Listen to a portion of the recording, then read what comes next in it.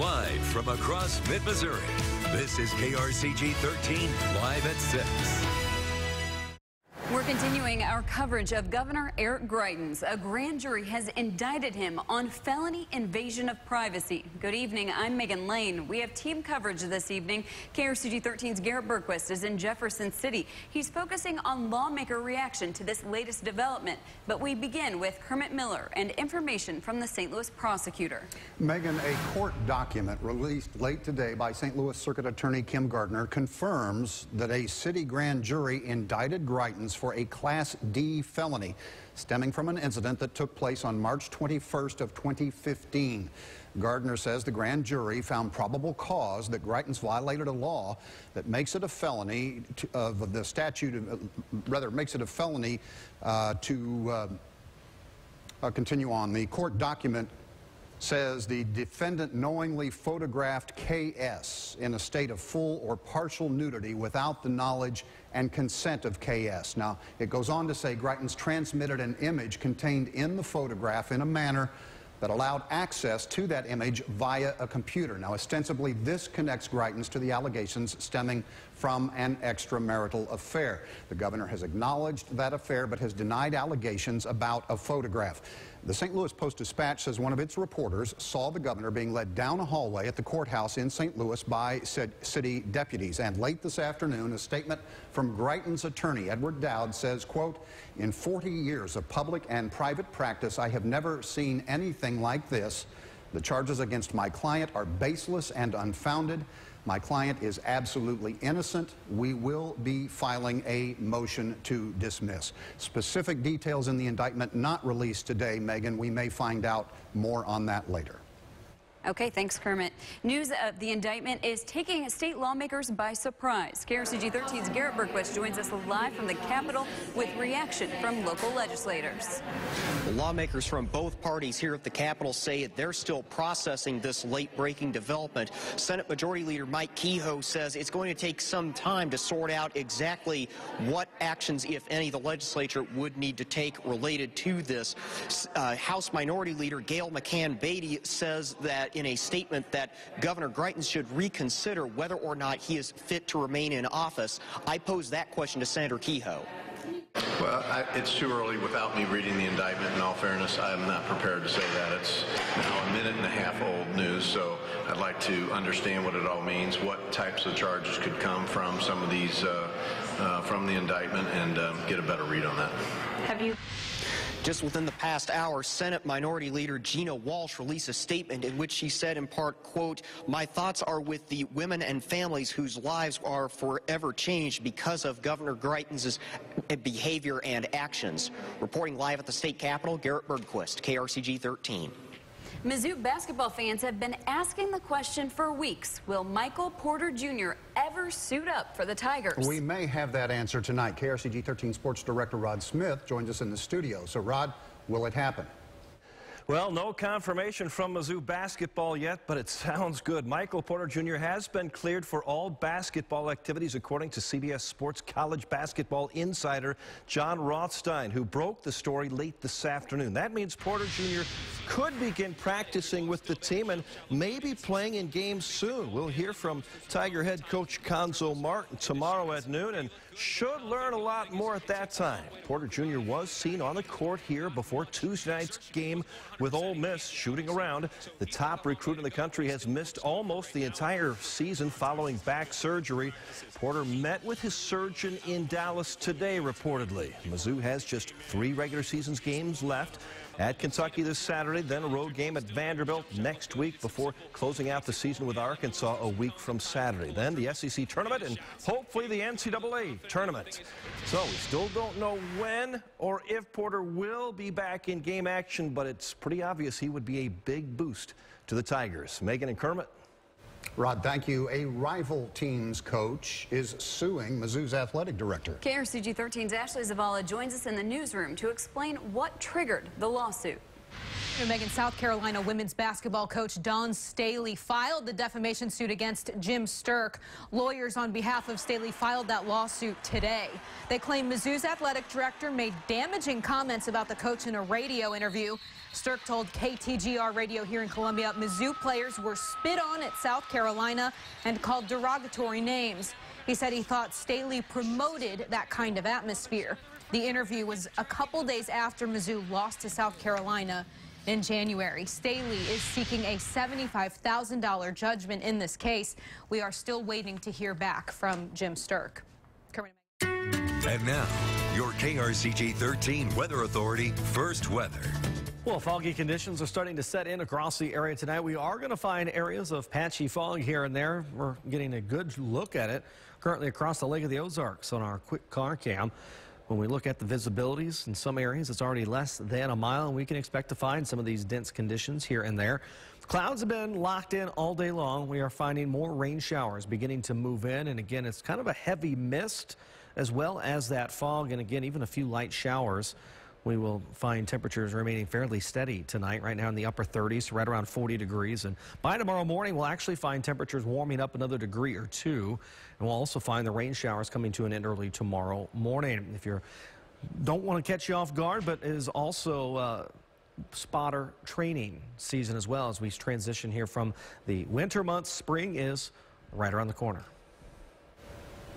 Well, from winter to spring, we experience storms in many forms. KRCG 13's meteorologist Elise Smith is at that Boone County Storm Spotter training session. She's there to tell us why attending these courses can help you prepare for the upcoming storm season.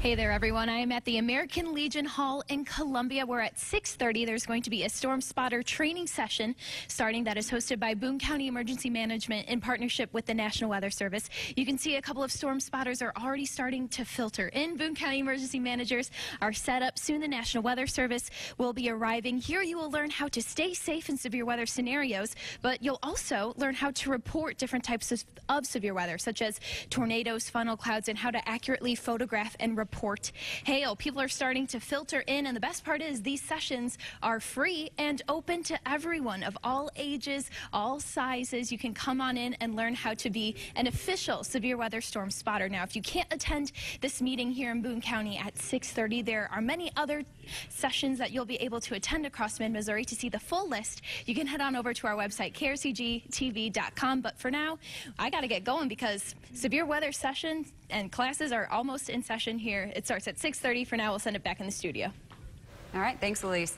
President Trump plans a return to the Show Me State. The Missouri Republican Party confirms Mr. Trump will visit St. Louis sometime in mid-March. He will stump for State Attorney General Josh Hawley in his race for the U.S. Senate seat held by Claire McCaskill. We won't know a location or a date until closer to the event. The Missouri House today signed off on a new bill to allow farmers here to grow hemp. In neighboring Arkansas, the first test plots of industrial hemp will be in the ground this coming spring. The Razorback State is now among 30 nationwide to step forward on hemp cultivation. Just to use a new crop that could bring in some money in the coming years as a rotation, it's exciting. Missouri advocates say there is serious money to be made by Missouri farmers who want to grow hemp, which can be used in hundreds of products, particularly textiles. Critics say growers might use hemp fields to disguise the much more lucrative cultivation of marijuana. Farmers who gross perhaps $1,500 an acre on hemp would have a terrific incentive to grow one or two extremely similar looking plants per acre and double their gross. But hemp advocates say the horticulture involved simply won't allow for that. There is absolutely no incentive for anybody to mix marijuana plants with industrial hemp because it actually destroys both crops. It destroys the industrial hemp, and it also destroys and lowers the THC content of the marijuana. So the incentive is for farmers to protect their crop and for drug dealers to stay away from it. Representative Kirkman has spent a lot of time working on that piece of legislation. He's worked to bring stakeholders to the table, so I'm hopeful that this will be the year it actually gets into law. Now, under Kirkman's bill, a farmer would have to be licensed by the Missouri Department of Agriculture to grow hemp. The House has moved the legislation in the past only to see it die in the Senate. The debate over industrial hemp also puts the spotlight back on the plant's medicinal value. It's been 4 years since state lawmakers took that first step down that road, approving the use of CBD oil, a hemp extract, for the treatment of epileptic seizures.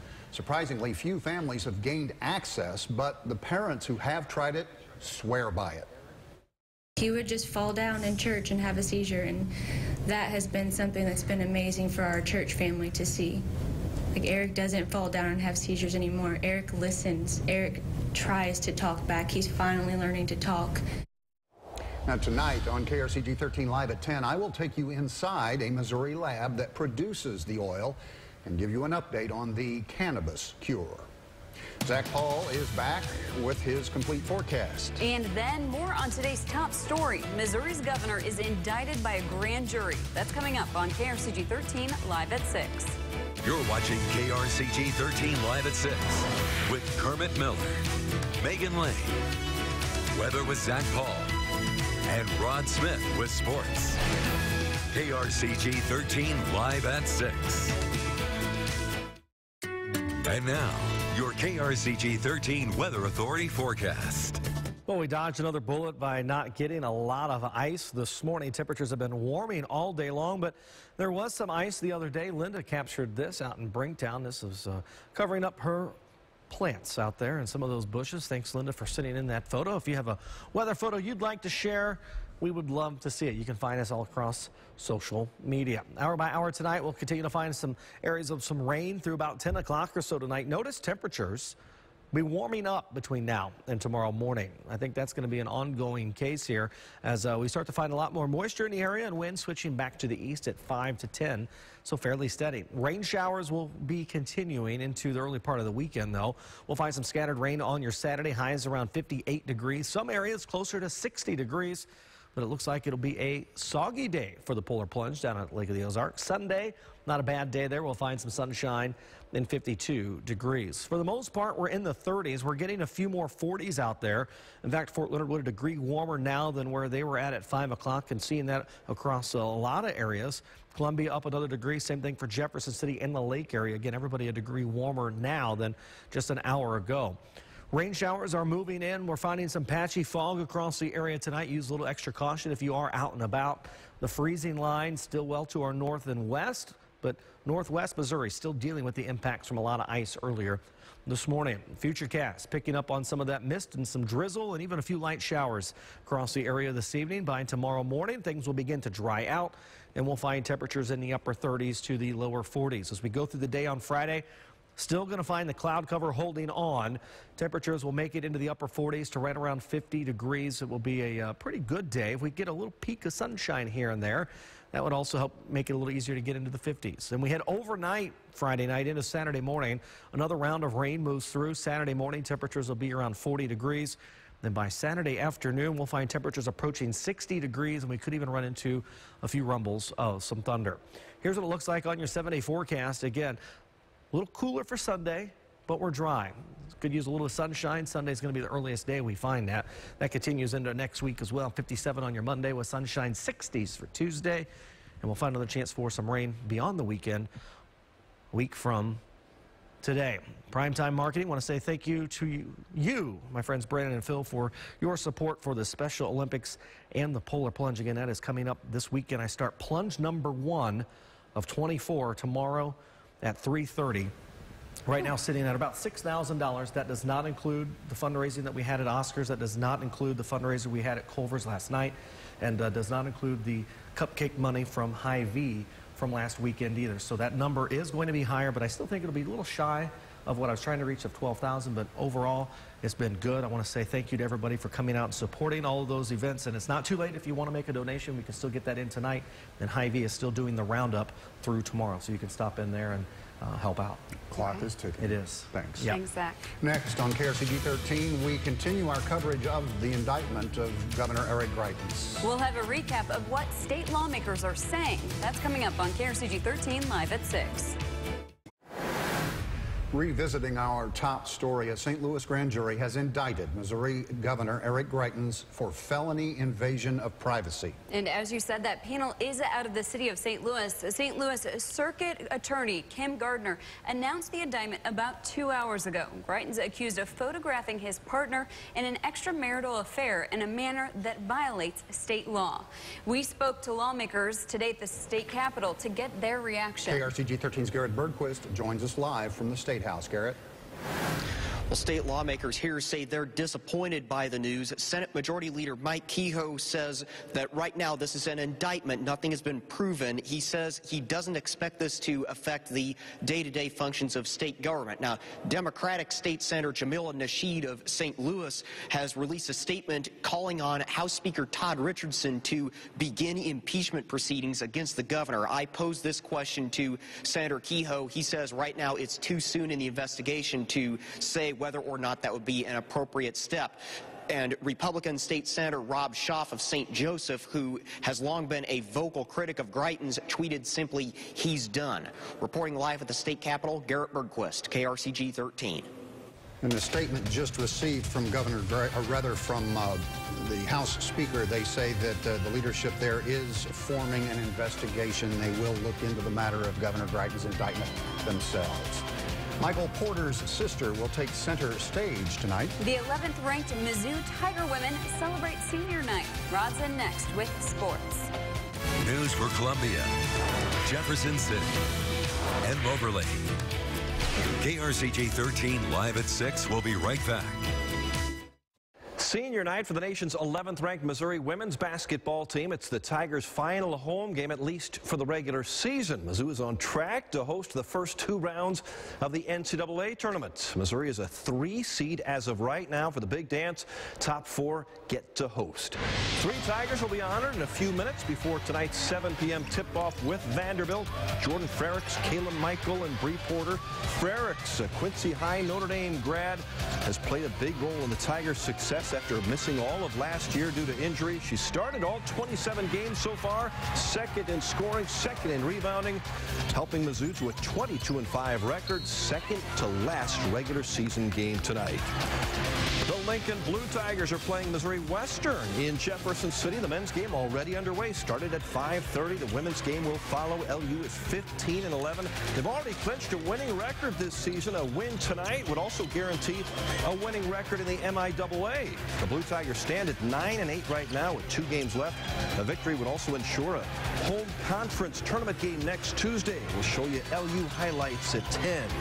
And a busy night on the high school hardwood around mid-Missouri. The Class 3 semifinals in district play underway at Fatima. Blair Oaks and Tolton in the first game. Then it's Southern Boone and St. James at 7. We'll have the highlights at 10. Also, Class 2 play in New Bloomfield. Girls semifinal night, and Class 1 from Eldon.